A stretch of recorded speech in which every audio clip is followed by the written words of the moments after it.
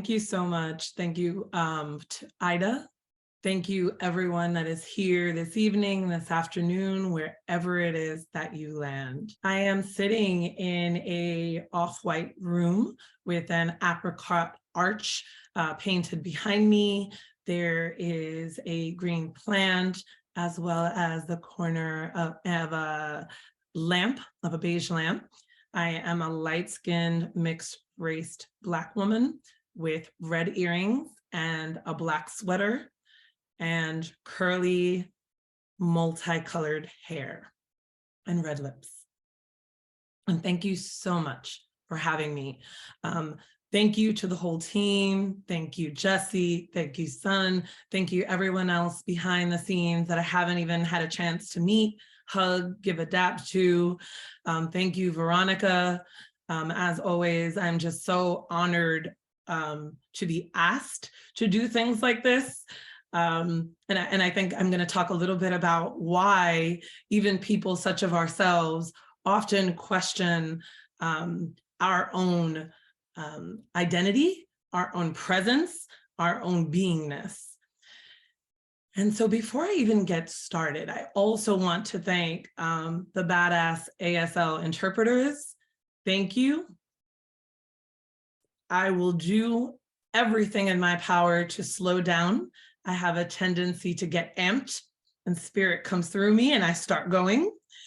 So I will do my best to honor everyone's pace and everyone's diverging needs. I invite us all to take a moment. And if it feels good, take a hand and place it somewhere on your physical body that feels that it's needing some attention at this time.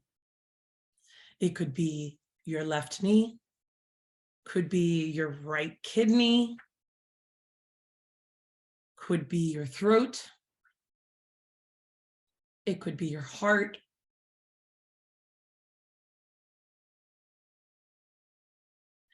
And I invite us to slow down, to back up,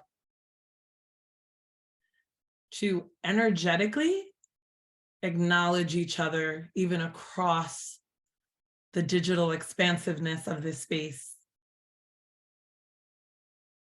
If we were in the same room, I would ask us to slowly make eye contact. My students would hate and love that at the same time. So often we're forced to speed up, to talk faster, to do more, to push more in, to show more of ourselves at a more rapid pace in which we're comfortable. And so I invite you throughout the remainder of the next 40 minutes or so to keep coming home to yourself.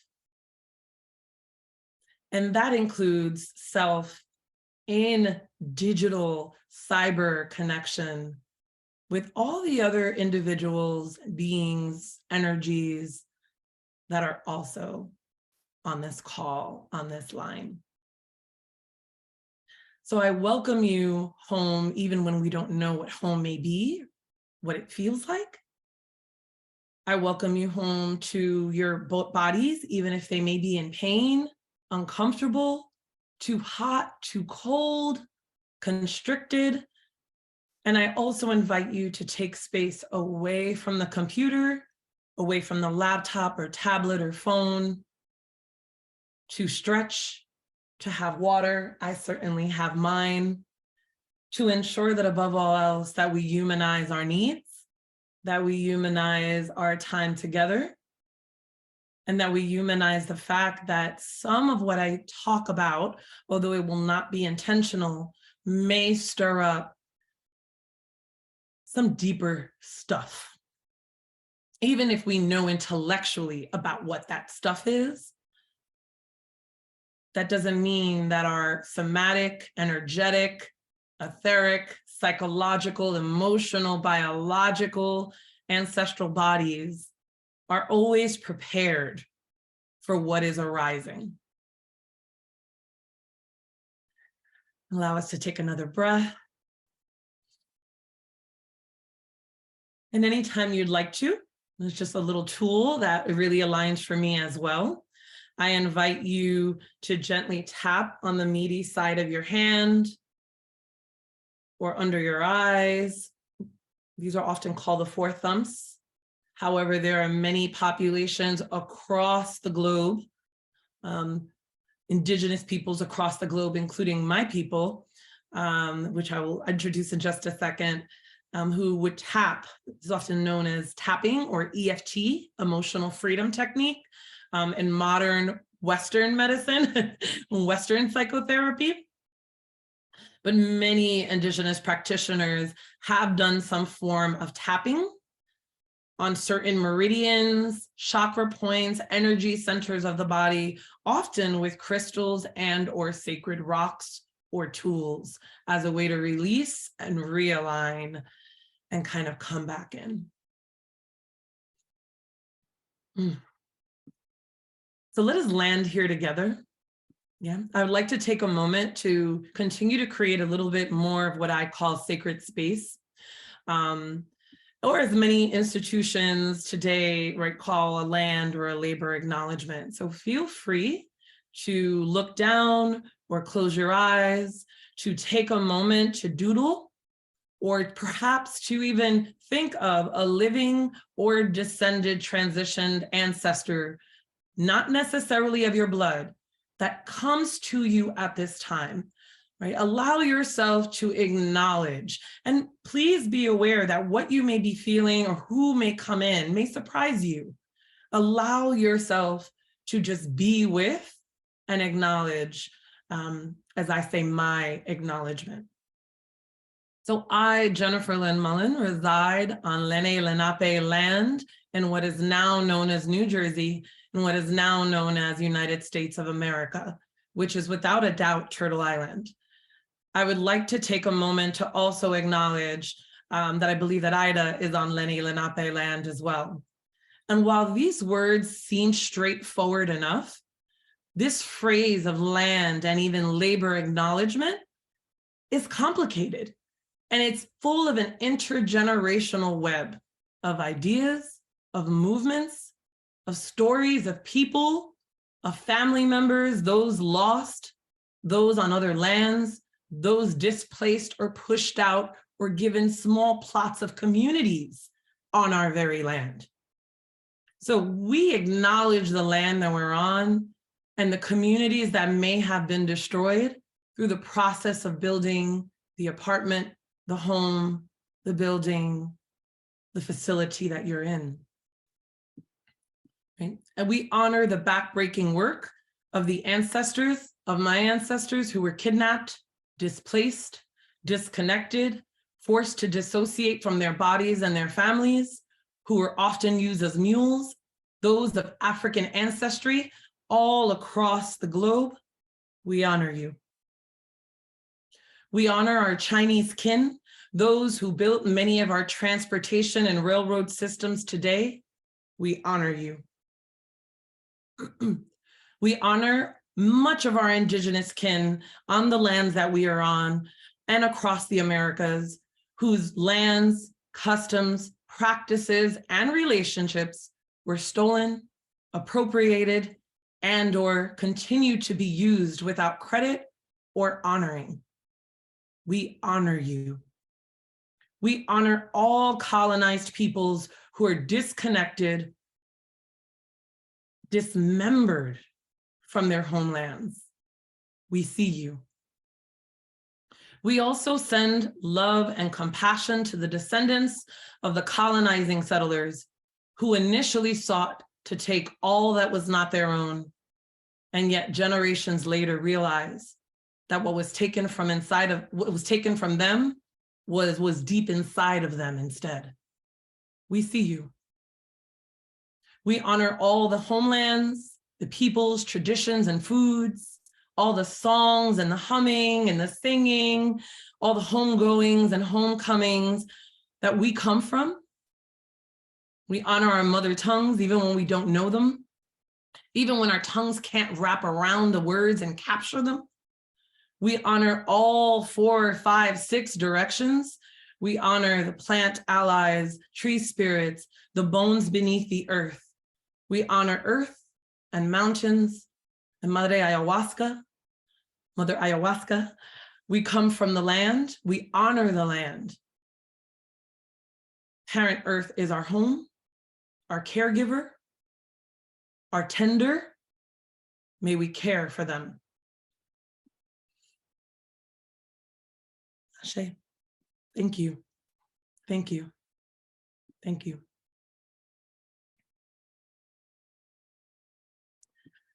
I am Dr. Jennifer Mullan, often known as the Rage Doctor. We'll get into that in a bit because I encourage, embody, and teach all people everywhere to love on their really messy, complicated, misunderstood rage.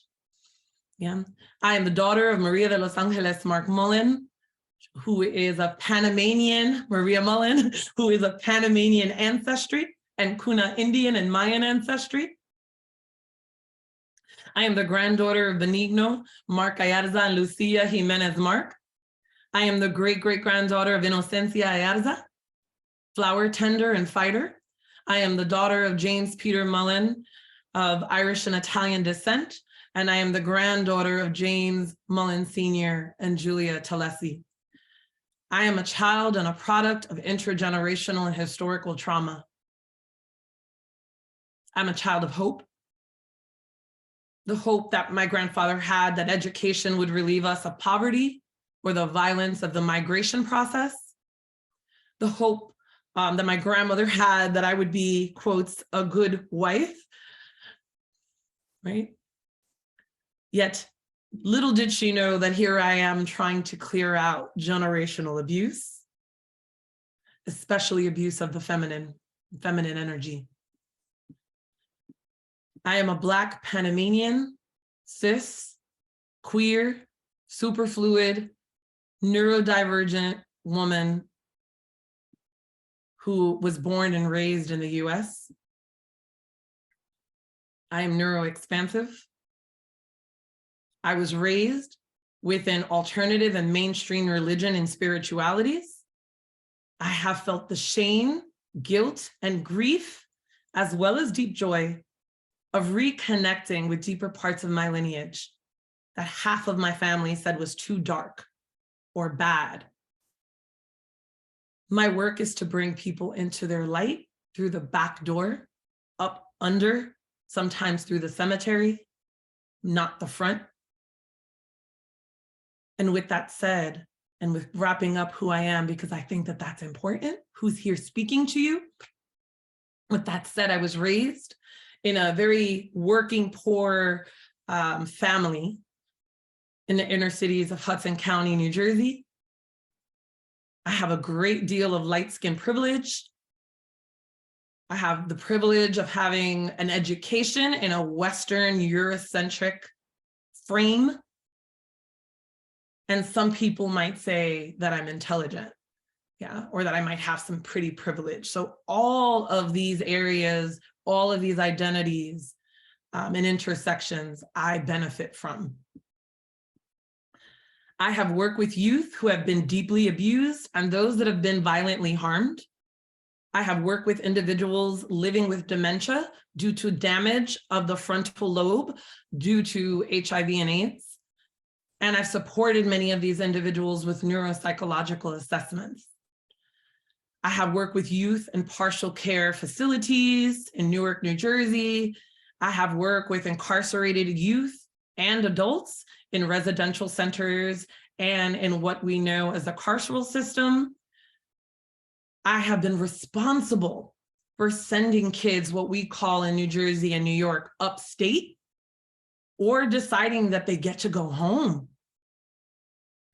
Right? Y'all, I have a lot of privilege. And I think many of us here do, if not all. Even in my most intense points of oppression, I can step back and also see the places in which privilege and not knowing and a very colonial capitalist, Eurocentric education framed and set up for me ways in which I am still unlearning and divesting from today. Yeah. I haven't always felt proud looking back on how I followed rules and how I saw youth leaving violent therapy centers and saying that they went AWOL, or how I have used DSM diagnosis to obtain better access for my employers or to keep my job. I've not always been proud about how I have code switched or shifted my African-American vernacular that is very inherent to who I am in order to get a job or keep an internship, right? I keep parts of myself also in the shadows, and I'm normalizing this for us, right? I'm normalizing this. And by the way, I love call and response. So if y'all want to throw up, reactions, comments, I'm here for it, right? Let's go to church. I frequently wonder, where am I safe? Y'all feel me? Where are youth safe? Why do you do what you do? I do what I do because I have been at the repasses, the homegoings, right, of way too many youth, way younger than me, friends, prior clients, students, where weeping parents or caregivers or foster parents would come to me and say, thank you, Dr. Jen. Thank you, Miss Jen. And frequently I felt unworthy. And I frequently felt, what is going on? Why are so many of our babies drowning? Why are so many of our babies dying? Why are so many of our students feeling inadequate, underserved, undernourished? Why were more than 15% of my students living out of vehicles or living off of people's couches? How were my students, my clients, people that I served, supposed to focus on cognitive distortions, no shade, maybe a little shade, or, shifting their thinking to have a more manifesting mindset, right? When they were worried about whether or not their younger siblings were going to eat or get to school. So decolonizing therapy was founded for the people. Decolonizing therapy is not, no shade, although it can benefit, for folks in private practices, although it's important for you to hear it, to understand it. The work that I believe that many of us do are for those whose rights, identities, well-beings, sense of safety is taken from their hands without their consent. And thank you, Jesse, for bringing up Mayor Adams' act of violence.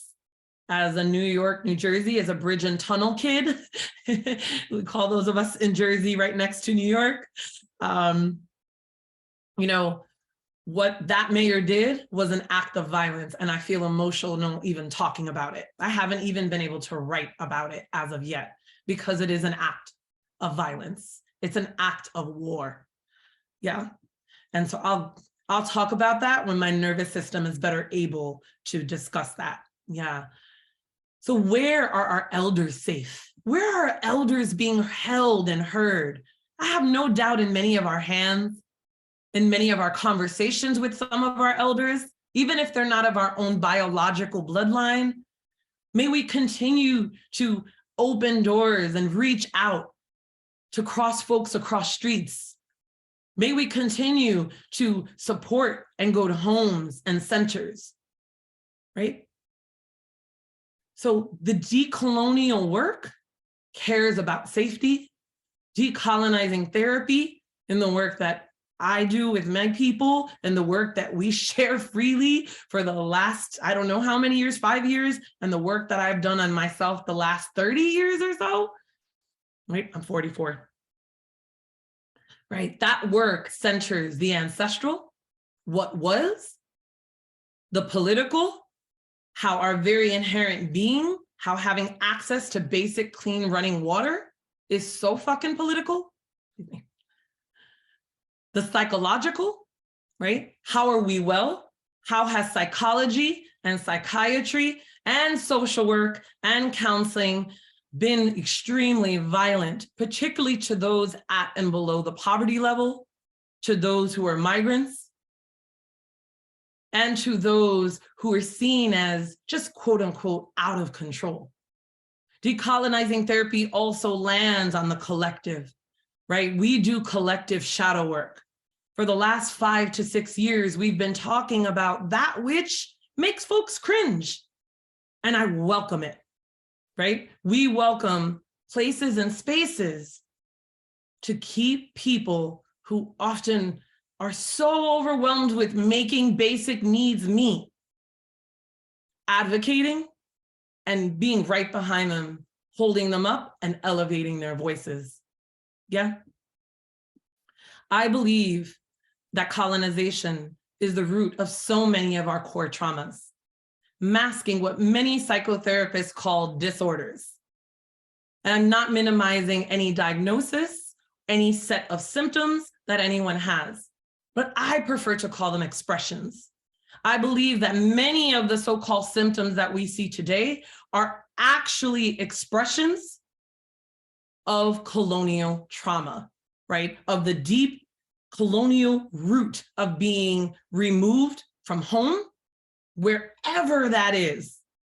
And sometimes home is a person, sometimes it's a place, sometimes it's having everybody look like you, right? And so really, we are, many of us, descendants of mass group historical trauma. And as a practicing psychologist for 20+ years, I have had the privilege of holding space for predominantly racialized bodies, queer bodies, who frequently felt unsafe and not at home in many, many, many places and spaces, right? So in order to honor our range of bodies, right, our range of pain points, the art that we do, I believe we must honor where we come from and begin to dig up the roots and do some excavation in order to realign us and bring us back from a deep sense of dismemberment, disconnection, and deep violation. So often I feel, because I'm a deeply spiritual person and that is my primary relationship, yeah, I often feel that in talking about colonization and historical trauma, real talk here, I have to sit back and I start thinking, maybe I'm not being positive enough, quotes, air quotes here. Perhaps I'm not, I'm creating more divide and more separation, right? Rather than togetherness of some sort. And then I remember the stories from my elders. Then I remember how my aunties were made fun of. Yeah. Then I remember the individuals in my family line who were incarcerated, fairly, unfairly, right? Who were incarcerated because they didn't know how to express the pain inside of them. I remember how many people died across the transatlantic slave trade. I think about the Armenian genocide, right? I think about the Gaza Strip. I think about our waters. I think about parent Earth and how we're continuing to colonize and create lines and borders where there need to be none, right? So what is home to you, y'all? Who smells like home? Who feels like home? Who sounds like home? For me, home tastes like corner pan tostados, right? Like a quarter juice, right? For me, home feels like, believe it or not, some guys on the corner as a kid when I'm looking down and rushing past saying, "Sup, Jen?" Because I know my father told them to look out for me as I'm walking back 15, 20 blocks because they wanted to send me, quote unquote, to the good school because I was, quote unquote, smart. And they didn't want me to, quote unquote, get locked up. right? What does home taste and smell like for you? Is it jollof rice? Is it curry goat? Is it Jericho dates and olives? Is it bangers and mash, right? Is home roosters crowing, right? Salamanders on the wall? Is it hot, cramped space and heat coming up from radiators where you're getting nosebleeds? And for many of us, and what I'm inviting us into, is that home can also be this journey of relearning, unlearning, constantly, of what our ancestors did, what made them feel safe. Oftentimes when people I'm working with are feeling deeply disconnected, literally disembodied from themselves, right? Unable to think, rapid racing thoughts. And we see this generationally. Problems with sleeping, nightmares,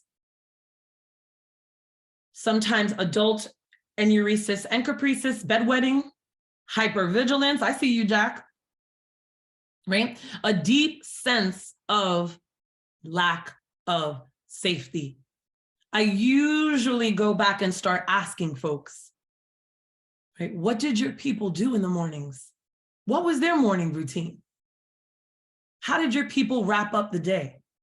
Do you have many peoples? Do you not know your people? Have you been in foster home to foster home? Who represents and resembles you? What do they do across the world, right? So as a trained Western psychologist, I don't even really truly identify as a psychologist anymore, but I definitely have the student loans to support it. I know that colonial mental health as it stands and medicine cannot admit to a diagnosis for which it itself is the perpetrator of, for which it itself is responsible for. Modern Eurocentric psychotherapy, although sometimes saving hella lives, can be a prison or lead people to prison. For many poor people, many racialized people, yeah. We need more peer support. We require community pods and mapping. I'm the very proud prior parent, director of a peer education program. Shout out to Peers Educating Peers. I was a part of this program. It saved my life when I was an undergrad at New Jersey City University. And then I went on to years later, be able to be the coordinator of the PEP program for 13 years, right? And there, with those students, with that counseling center, I had the space to bring in the African Indigenous work that we were doing. I had the space to allow our seniors graduating that had deep attachment issues at our retreats to be able to put together their own emotional funerals, where we literally had to watch them lay there or sing songs, how they wanted to be remembered as they moved on. Because for so many of our students, having someone get up and leave brought up all of the trauma, not just of their childhood, but of things that their tongues couldn't verbalize, of their people's history, of the land's history that they were on. So much of modern, current day Eurocentric psychotherapy centers on symptoms. And rather than symptoms, I'm inviting us to look at the ways in which the symptoms are talking to us. Like I said, expressions is what I like to call them. How are these expressions talking to us, right? So rather than demonizing rage, particularly in young, poor Black boys or kids, right? Instead of demonizing the rage, right? What is their behavior telling us, right? What is that pent up aggression trying to say? How beautiful that they're feeling safe enough right here, right now in this classroom to say, no, leave me alone, shut up, right? What else is happening? What are they not saying, right? And what is their nervous system saying? Or is this classroom so unsafe? that this youth needs other spaces, places, and options, right? So more and more we're seeing, especially on the East Coast, sorry, no shade to anyone else, but I'm just speaking to where I reside, right? We're seeing a withdrawal of the arts. We're seeing a withdrawal of dance, of acting, of singing, of instruments. Yet I truly believe, and some may say this is a conspiracy theory, that this is super purposeful, because so many of the ways that mine and maybe many of your ancestors survived was through those acts of self-regulation. And when they start taking that away from our youth, that too is an act of war, right? Because if our youth are not well, none of us are well, y'all, right? If our elders are not being cared for, right? Our ancestors are not being cared for, because our elders are, as Veronica be dropping dimes all the time, are our current ancestors. We are those future ancestors, right? So the effects of colonization can and have led to historical and cultural trauma for many of us. Intergenerational trauma is often thrown around. But what's important to understand, now mind you, my dissertation was on soul wound, right? The effects of generational trauma of the soul wound on inner city African-American male youth of the African diaspora, right? And what I was able to see back in 2009, I know that I'm dating myself, what I was able to see was this deep, deep sense of longing for home, of longing for community. 9 out of the 10 youth frequently would say, bruh, Dr. Jen, I would leave this set, this gang, this posse, this crew, if that meant, my mom would, be out of the system. If it meant that I could see my dad again, no matter if the parent had harmed them or not. It is clear to us that consciously or unconsciously, our families have embedded in us survival instincts, without a doubt. But we must not forget that what's playing out today is malignant. The disease is colonial capitalism. It wants us to feel lonely. It wants us to believe that we are insecure, that we have imposter syndrome. No shade, right? It wants us to believe that we are quote unquote insane. They want us to be unwell. As long as we're blaming individuals, as long as we're pointing metaphorical and intellectual guns at each other, we don't have to put the gaze at them and the spotlight on them. Colonization and white supremacy has caused the disruption that leads to fragmentation in a people. I want to clap. I don't know why. Colonization and white-bodied supremacy, right, has caused the disruption that leads to fragmentation in a person and a people. As that beautiful panel said earlier, who gets to decide what normal is? Who gets to decide what is whole? Yeah. And who gets to decide who gets to go home and what home is, right? When I spend time in Texas, I think of, right, the Mexican-American War. Right? I think, wait, no, this is Mexico, right? Right? And it's clear to me, the influences, the energy, the ancestors, the people, the food, right? So what does homegoing or the journey home to healing and unlearning look like when we're doing it at the same time, while we're still having darts shot at us, while we're still seeing people that look like us, look like people that we love, being essentially lynched in broad daylight? Yeah. What does it look like? How do we drop from head to heart to body to nervous system? How is colonization It's not just in the past, it still plays out today. Let's just be clear. How does colonization impact our relationships? Right? Every time I'm irritated, every time I want to kind of cast somebody off, every time I want to say, oh, that person, I have to deeply practice and stop and take a few deep breaths and ask whether it's my ego talking. Is this my colonial conditioning talking? Is this my light skin privilege talking? Right? Is this my American privilege talking? Right? I have to ask myself these questions over and over as a person and a practitioner. I'm not a healer unless my people say that I am. Right? And so if we're going to talk about home, right?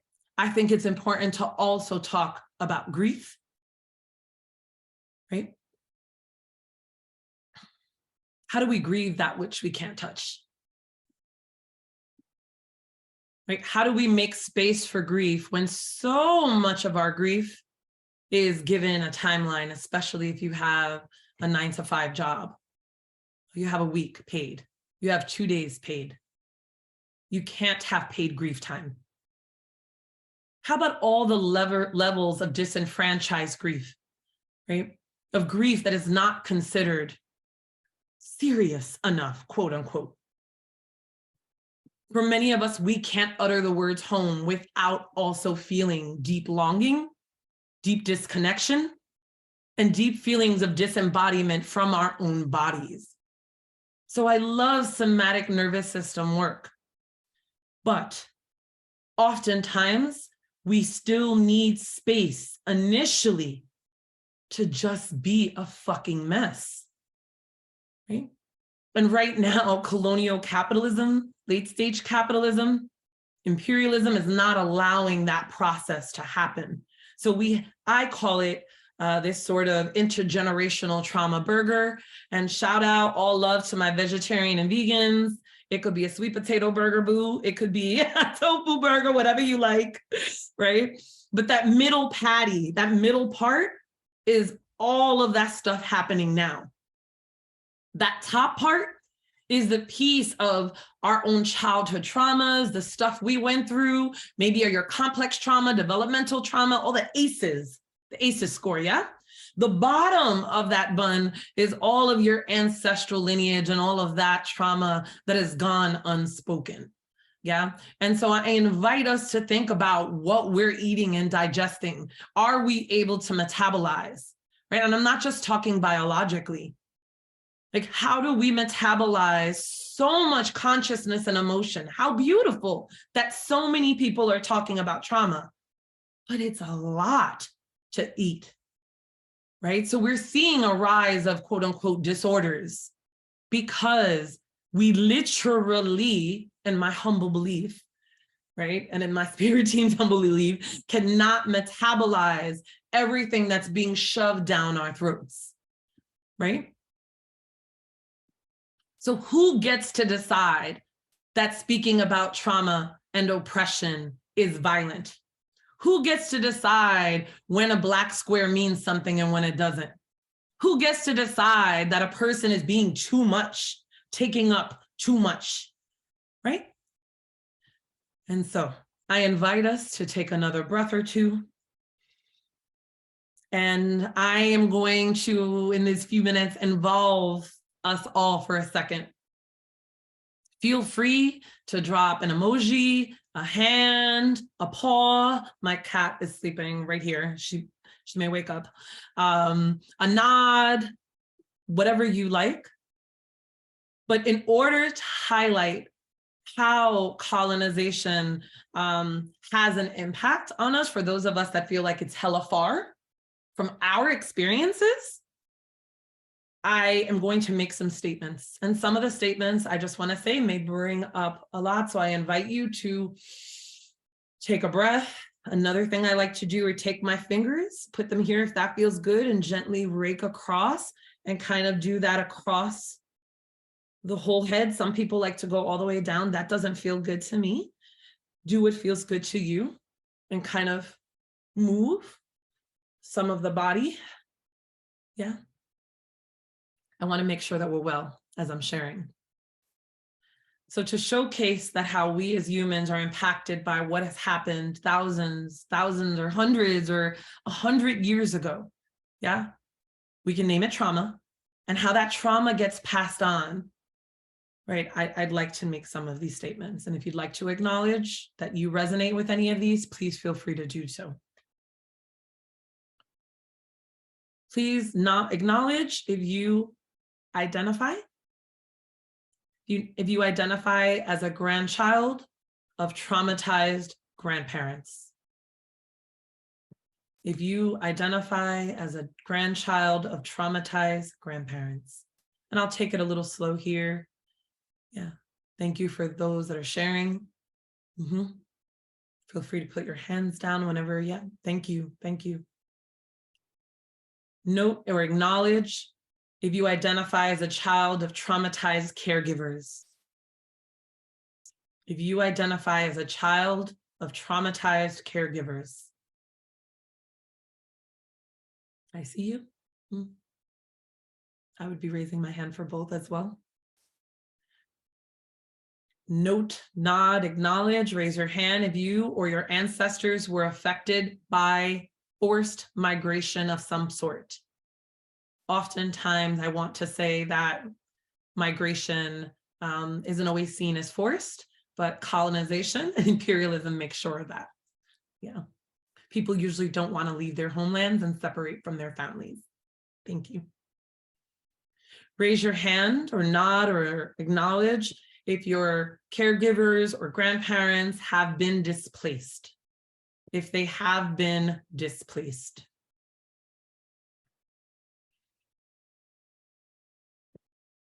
Thank you. Yeah. Nod, acknowledge, raise your hand if you or your ancestors have been impacted by what we see as natural disasters or climate change. If they have been impacted by natural disasters or climate change. Thank you. If you or your ancestors have been forced to leave your original homeland by political force or for political safety. If you or your ancestors have been displaced or forced to leave your original homelands by political force or for safety. Thank you. Raise your hand or acknowledge. I see y'all.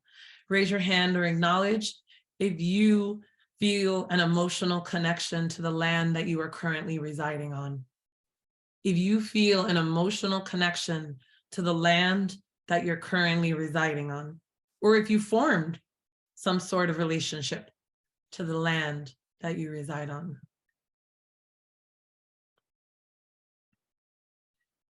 Acknowledge if you feel a connection to your lineage, right? To your homeland, ancestors, right? Food, language.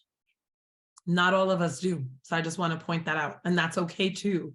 There's so much talk around ancestors and ancestry. I have also noticed people that often feel shamed and disconnected because there's a numbness to that, or there's a lot of violence and trauma connected with whatever home is. So I see you, and I want to acknowledge that too. Yeah. Last few, promise. Acknowledge, please, if you grew up in a home that was emotionally distant. All related to colonization.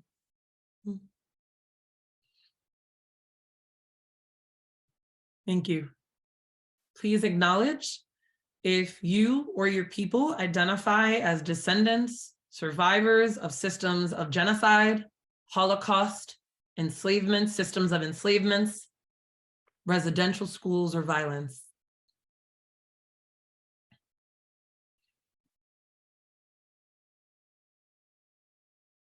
Thank you. Please acknowledge if you and or your ancestors struggled with violence. Struggled with violence. Thank you.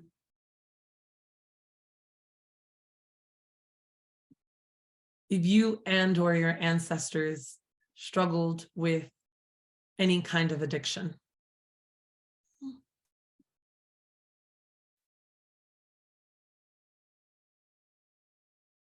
thank you. Now, I'd love for us, if you have access to your hands, and I'm in the process of also wrapping up as I say last few words, next minute or two. I got you, Veronica. I'd like us, if it feels good to you, if you can, to like shake out your hands or rub them together. If your arms or your hands are really hurting you, feel free, if it feels good to you, to gently rock back and forth. And let's take 2 big clearing breaths. And so for me, I'm going to shake and breathe and do sort of this like breathe in through your nose and out like a little lion. Right? Because that's what feels good for me. Find what feels good for you. Another one, breathe in through your nose and out like a lion. Thank you. So I ask some of these questions often, and shout out to Linda Tai. So in one of Linda Tai's amazing workshops, she had some sort of iteration of what I just did. I always like to note and honor my teachers and who I get things from. And so shout out to Linda Tai's work around intergenerational grief. And if you have an opportunity to take a course with that amazing human, please do so. So I want to leave us with some calls to action, right? But not just action in a physical, right, move your body sense, although that could be part of it.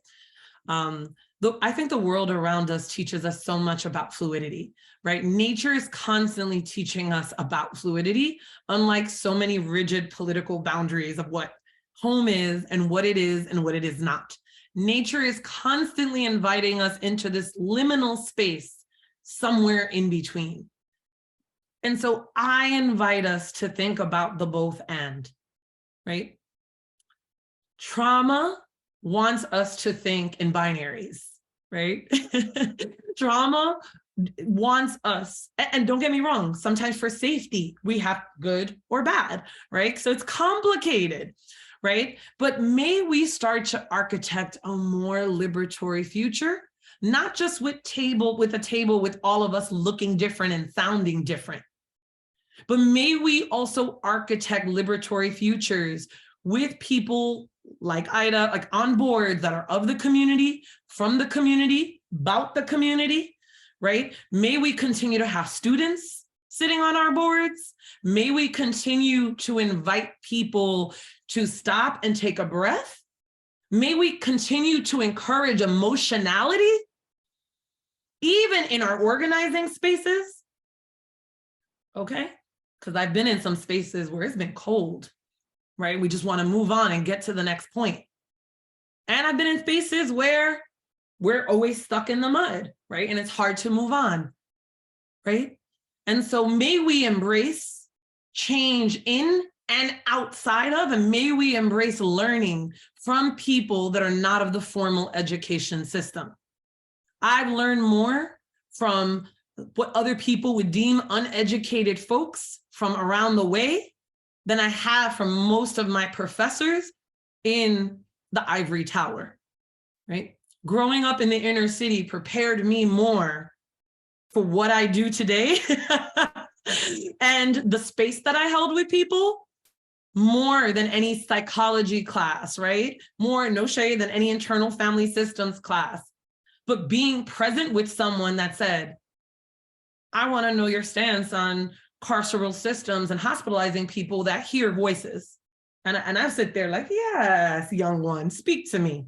I'm your therapist, right? Because our emotional, mental, educational systems are still violent. And so many of us, although we are not violent, perhaps many of us consciously violent, we need that job too. We're a paycheck away from being straight broke. And so this is an invitation to think about what collaboration looks like with survivors that are maybe sometimes actively not always having it put together, right? With activists, with clinicians. We still need that some aspect of those that can hold space safely. With that radical decolonial mental health first aid, shout out to Omu, right? With those that are artists, that are researchers, that are advocates, yeah? May we build tables that are also incubators for safety, for accountability, and may we remember that we really don't have to architect so much. Everything we need, our ancestors in different ways, shapes, and forms have laid out what has worked and what hasn't. That's why grassroots activists on the front lines of things study constantly what has worked and what hasn't, and what do we need to do differently, and what are the risks that we need to take. So this is an invitation for every single one of us in our own prospective professions, in the work we do, in the arts we do, in the children and the nibblings that we're raising. This is an invitation, like Ice Cube says, to check yourself before you wreck yourself. Thank you, Ice Cube. And to think about the ways in which, right, your ancestors' wisdom starts to show up, in the ways in which we need to start honoring time for rest, right? How do we honor our ancestry and hold some of them accountable for the harm on others and on the land, right? Another call to action is to think, and I'm wrapping up, is to think about how exhaustion and struggle sometimes, not always, can lead to fire and change, right? This is gonna be a fiery year, y'all, right? In lots of different ways, right? But we do need to tap out. We need to let each other know when I've had enough, bro. I can't keep going, right? Globally and individually and collectively, right? Many of us are tired of structural systems gridlocking us. People want to live. We're rising up to say no. And rage is often, I would tell my clients that often felt extremely, had symptoms of depression. When they started to get agitated, when they started to get angry, I will be like, yep, beautiful. And they'd be like, Dr. Jen, seriously? And I would be like, the fire is starting to burn. We're starting to see a little smoke, right?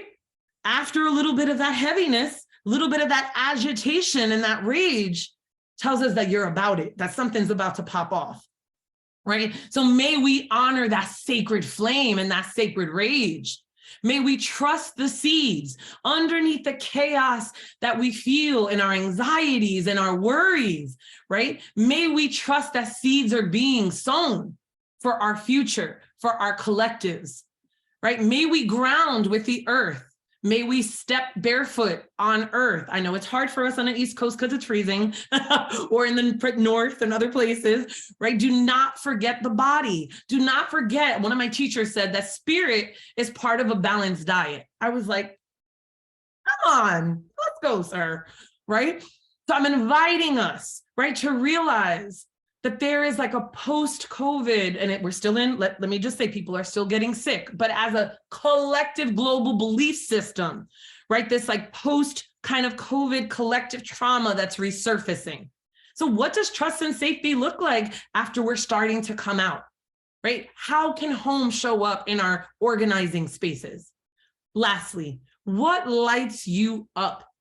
If we are too tired, activated, traumatized, and exhausted to create, that needs to be cared for first, right? Where is the love centered in your life? Many of y'all know I recently took on improv, right? Because little Jenny needs jazz hands, needs a place to have a big voice. And sometimes my voice gets really small, right? Releasing attachment to urgency. Let's release attachment to other people's urgency and follow along our very intuitive self. And above all else, may we befriend the earth.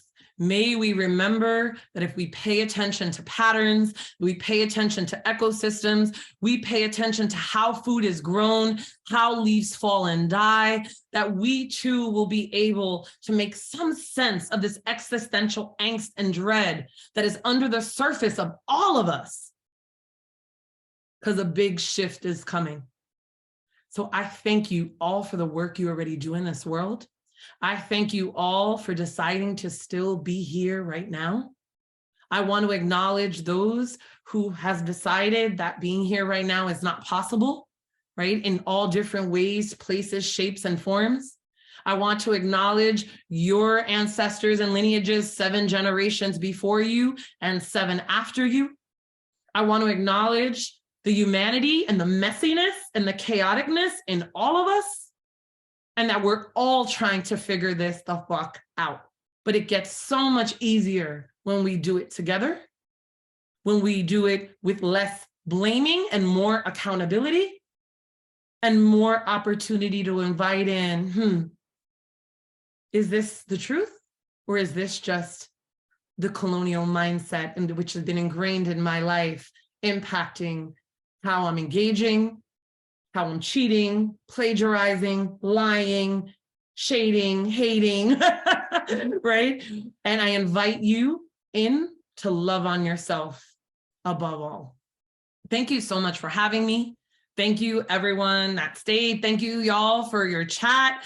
And thank you so much, our ASL interpreters. Can we please give them tons of love and gratitude and appreciation? Because honestly, y'all amp me up as well. So thank you so much for being. Thank you. Oh, wait, and one more thing. If you're interested in more of what I have to say, you're the first group that I'm going to share this with. My book is officially on pre-order. I will be dropping that next week because I'm not going to do the urgency thing, but Decolonizing Therapy, Oppression, Historical Trauma, and Politicizing Your Practice will be out in July of 2023. That'll be my 45th rotation around the sun. So it'll be a birthday present to myself as a labor of love for the last 2 years of my life. That is what I've been doing. Please feel free to go to decolonizingtherapy.com and sign up for our newsletter so you can get all these goodies and free things and all these fun things. So thank you so much. I appreciate y'all.